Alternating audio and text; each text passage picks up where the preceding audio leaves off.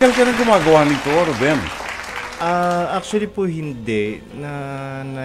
Nag-start lang ako ito noong mga 2017, ganyan. 2018. Okay. Ganun. Anong papasok pa lang ang COVID? Opo. Kasi nag-start ako magturo din sa senior high school sa Pasig Catholic. You were a teacher? O hanggang ngayon nagtuturo ka pa? Hindi na po. Okay. Tapos yun, sino bang presidente noon? Si Daniel? Father Daniel? Okay. Oo. Ayun, tapos nag-start lang gumawa-gawa, na-inspire din ako dun sa mga estudyante ko, ganyan. Pero I've been in the arts for quite some time. Pero as performing arts practitioner naman. Performing sa stage? Oo, yan. Directing ng mga plays, ganun, mga musicals. Pero anong comparison? Bakit nag-shift ka dito? Well, siguro po sabi nga parang rin yan pag-artist ka talaga ganyan, malikot ang isip, Hindi, saka parang parang kasama siguro yun sa art journey ko. That's how you express yourself and your ideas, di ba? And rin naman yung mga lumalabas din sa mga piyesa dun sa visual art, sa cable art. Malaki yung malaking connection dun sa pagiging theater arts practitioner. Like for example, itong malaki na ito, what do you call this? Anong title nito? This is my version of Bayanihan. Bayanihan dahil merong kubo na binubuhat, di ba? Opo. At yan ang nawala na sa atin ngayon. yung Bayanihan. Ayun. Ginawa ko po siyang, Brother Jun, medyo heroic yung itsura. Kaya nakataas yung okay. And you have four people na nagtutulong-tulong. Opo. How did you come up with the idea of Bayanihan? Nakatingin ka lang sa kable, gano'n, and then pumasok na sa isip, ganito kaya ang gagawin Actually, ko. meron pong isang client na nag-commission sa akin to do a bayanihan. And then, syempre, ayoko naman maging parang typical na bayanihan din yung lalabas. I have to make it my own version. So, it ended up like this. Yun, kaya ganyan yung At kasama ito sa mga exhibit mo. Opo. And saan ka nagkukuha ng mga kable? Alam mo, maraming mga kable na maraming kable na mga kinukuha nila, yung mga nasusunugan, ganyan, and they sell it para magkapera. Yung ganitong kable is not very common. Saan mo nakukuha itong mga kableng to? Actually, Brother Jun, nag-start ako with coaxial cables. Yes. Yung sa maliliit sa lang yun. cable TV. Oo. Medyo malaki din, pero meron siyang rubber coating. Ayun, tapos dahil ngayon na phase out na siya, 'di ba analog cable kasi siya, nagpapalit na tayo into fiber. Yan, kaya wala na siya. So I needed to make use of some other medium like ito copper. Ito naman aluminum po ito. Okay. Yan, aluminum yan. So saan ka nagsusource out ng Sa ngayon po, minsan nakakakuha pa rin ako sa mga MRF, sa mga material recycling facilities. Yan, sa mga bilihan ng mga ganun. Oo, yung mga bakal-bakal nagbebenta. Pero medyo challenging yung pag-prepare kasi pag galing doon medyo sinunog, madumi. Ayun, may isang character po kasi ang wire kapag na-bend mo na siya, hindi mo na siya masi-straighten ulit ng perfect. So, I needed to make use of mga bagong wire na rin. So, hahanap ka na ng bibilan mo talaga niyan. Kung saan-saan. So, yung katatapos mo na exhibit, was it the first art exhibit? Actually, that was my third solo. Okay. Kumusta naman ang Pilipino sa art? Itong visual art na ito. How do they take it? Iba yung sa stage, sa atin sa stage, iba yung it's more challenging if you're a performer. Iba yung nakikita mo yung tao, iba yung nafe-feel mo yung reaction ng tao sa stage, di ba? Kakainin mo talaga yung stage, ganadong-ganado ka. Anong difference dito? Ito, nag-iisa ka lang pag ginagawa mo. Ganun ang una. medyo anxious ka kasi magiging acceptable kaya ito yung ginagawa ko. So, I started with ang mga subjects ko talaga, nag-start po ako sa common people.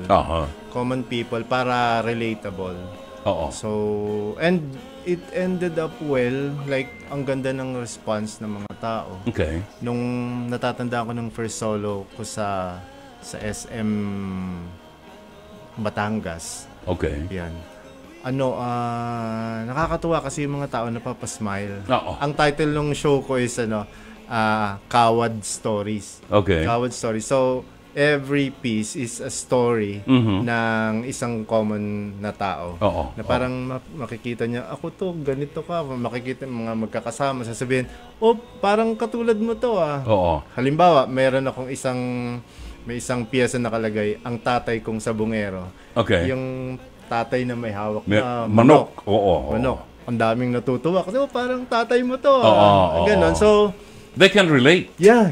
So, yun yung isa sa nagpupush lalo sa akin na gawa pa ako ng mga ibang medyo If chances are kung meron kang plano na kasi pag kinommission ka, alam mo na kung anong idea, anong gusto nung nag-commission sa iyo, di ba? Pag ikaw lang ang aasahan mo, paano ka nag-iisip ng isang obra? Sa ngayon, Brother Jun, meron akong parang nandito pa lang ako sa mga subject na medyo positive.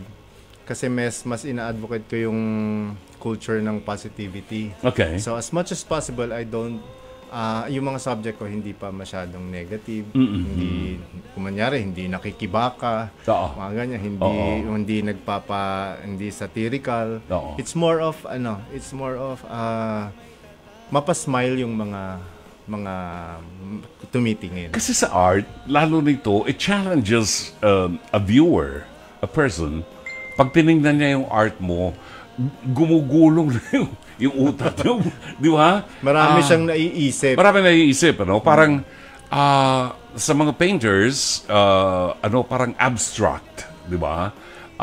Iba ang pananaw ng iba ang pananaw mo doon sa kanyang sa ganong subject. Itong isang maliit na obra mo na ito, what do you call this? Parang may aso sa... Kasama po siya dun sa Dogo collection. Dogo? Opo, okay. Dogo, yan. Marami may gusto ng mga aso, so ganyan gumawa. Tell me something about it. Ano nakikita mo dyan? Ayan, it's like, parang mother-daughter na mahilig sa aso. Ganun yun. Marami na po akong nagawa na ganyan yung tema. Iba-ibang karakter lang ng mga tao. May lalaki, may babae. Right. Iba-iba rin yung kung anong breed ng aso na nagagawa. Talaga? Mahirap yan, ha? Doberman or something, di ba? Mahirap yan. Sa wire lang, gagawin mo yung lilalabas mo yung minsan breed po may nagpapagawa sa akin, gusto niya tumatalon yung aso. Sabi ko parang hindi pwedeng nasa ere. Kailangan grounded pa rin. That's right. Yeah. So, I tried to make it animated. Yung Dogo collection mo na ito, how long does it take you to finish one? For one dog such as this, pag gumagawa ko, ginagawa ko po kasi pag nanonood ako ng TV. So, kunyari, isang pelikula, mga dalawang dogs na gagawa ko. Ganun lang. Yan. Tapos i-compose ko na siya kasama ng mga human characters kapag nasa shop na ulit. Okay. So it takes about a week siguro bago matapos ang isa? Hindi naman. Siguro pa mga kalahating araw. Are you married? Yeah. Okay. Ano sabi ng misis mo? Itong paggawa mong ito, ano lang to, libangan lang sa'yo. You have a regular actually, wala 8 to 5 na po. job. Nandito na ako. Naka full-time artist. And is it worth it? Masasabi ko, yes. Really? So, saan available ang mga produkto mo? Ayun. Meron po akong shop sa Cainta. Sa Cainta. Sa Cainta. And then, you can visit there. Like, meron ako dong small display area. Tapos, andun yung mga iba-ibang collection. Pinapalit-palitan ko din every now and then yung mga collections. Yes. Tapos, I also have my mga galleries. Nagdadala din ako sa mga galleries. Tapos, At mabenta naman. Hindi ko po masabing mabenta. Unlike nung pandemic, marami po. During the pandemic, marami ka nagawa na nabenta. Opo, marami nun. Hindi naman karamihan na pero compared noon saka ngayon, mas marami nun. Are you planning to use a different medium instead of mga copper wires, steel or something? Yeah. Nag-explore na po ako ngayon. Like mga aluminum plates, ganyan. Meron po dati nag-approach sa akin na kung pwede ko daw ma-transform yung mga yung lata ng mga soda into something or i-incorporate ko dun sa mga wires. Yun, medyo hindi ko lang po nakaharap pero kailangan ko rin po mag-evolve. Hindi pwedeng mag-stick. Hindi pwedeng ganito lang.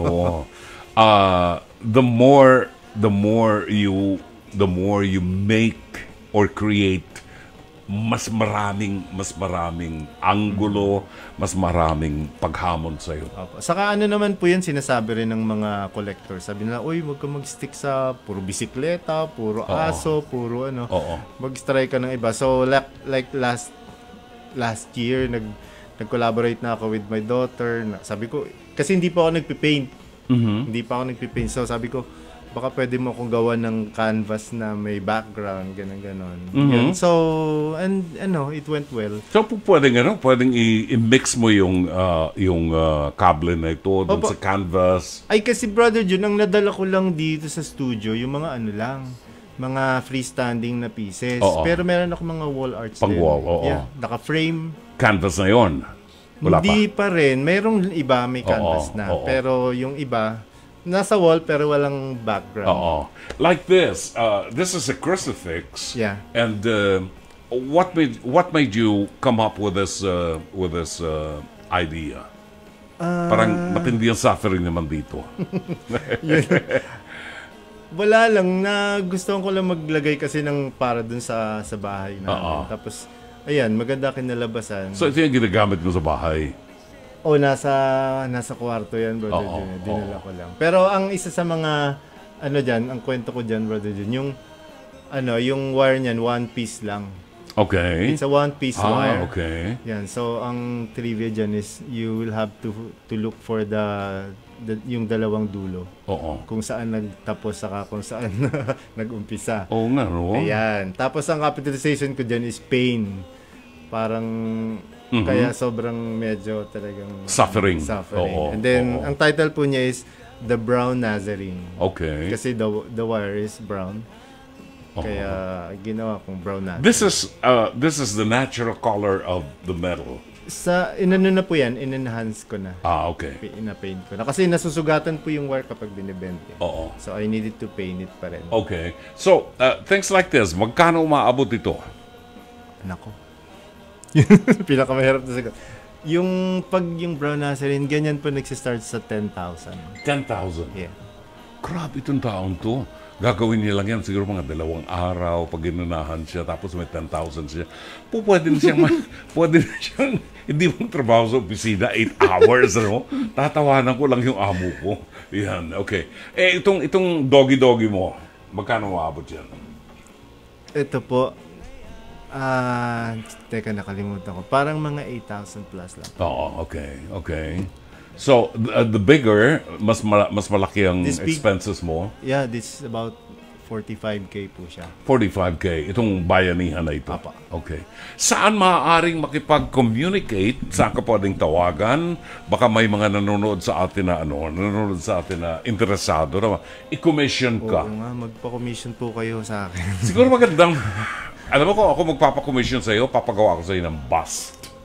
Bust ni Dr. Love. Sige. Uy, maraming kable yun. Di ba?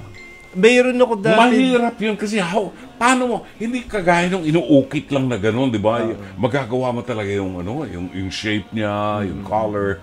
Pero kung kable na ganito, mahirapan ka kung gagawa ka ng bus. Marami yun. Di ba? Meron akong style na ginagawa din, yung line lang. Pero wire ang ginagamit. Okay. Pero nakagawa na ako ng mga ganun. Mas malapit sa wire. Yeah. Saan po rin tumawag sa iyo? Ayun.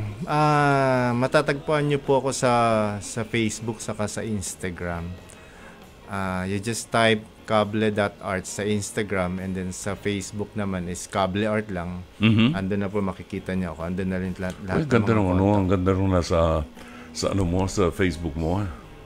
Yun. Yun diba? Po yung isa sa mga blockbusters na original ko, Brother Jun. Ang tawag doon, Ant Mentality. Yan. Ant Mentality as a counter to sa Crab Mentality. Sabi ko sa'yo, di ba positive ako? So, instead na naghahatakan pababa, nagtutulakan pataas. Siguro, some religious ideas. People climbing up to heaven or something from the earth, di ba? Parang may touch of religiosity. Diba? Okay.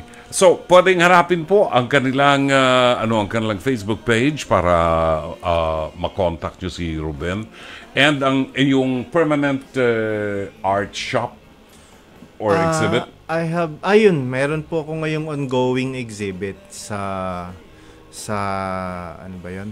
Galerie du Soleil sa Ususan, Taguig. Oy, malapit sa amin yan. Ayun, dun po yun. Kailan to? Nag-start na po siya nung Friday. Alright. And then, yun, ongoing po yun dahil in celebration po yun ng National Heritage Month. Ang title po niya is Batang Pinoy. And they can buy directly from there? Yeah. Or there? Okay. Yeah, yan. Batang Pinoy po yung title. Ang fini-feature po doon lahat ng mga larong traditional na mga larong Tumbang Pinoy. Tumbang preso, di ba? Yan, luksong baka, luksong tinik. Ay, maganda yan. Maganda gawin yan. Yan, tapos patintero. Meron din ako doon po yung yung lata at sinulid. Yung how... ginagamit namin ng araw yan. Lata ng gata. Relate ka na, Brother Jun. No? Yun. Yan, tas batang tirador, yung nagtitirador. Ay, that's very good. Din po, no? Papasyalan nga sa Ususan pala yan. So, sana po ay magkita-kita tayo doon. Mapasyalan natin sa Ususan. Specifically, anong address yun sa Ususan? Saan lugar yan? Saan malapit? Anong landmark? Wasteable po siya basta Galerie du Soleil. Doon po malapit saan. Ang landmark po niya is yung Garden of Memory. Okay. Sa bagong kalsada. Yan. Yes. Doon ako dumadaan. Hanapin ko nga. Punta ka doon, Brother Jun. Mapasyalan. Well, Ruben, thanks a lot. And I wish you all the best. And papasyalan ko yung isang place para makita yung ibang mga produkto mo. For those who are interested, maaari kayong harapin lamang po ninyo sa Facebook page, yung Kable.art. Kable Art. Sa Instagram po yung Kable.art. Okay. Kable Art. Hanapin nyo lamang po. Makita nyo ang ilan sa mga produkto niya na nagawa na, and mag-usap na lang kayo if you're interested. Maraming salamat sa iyong panahon, Ruben.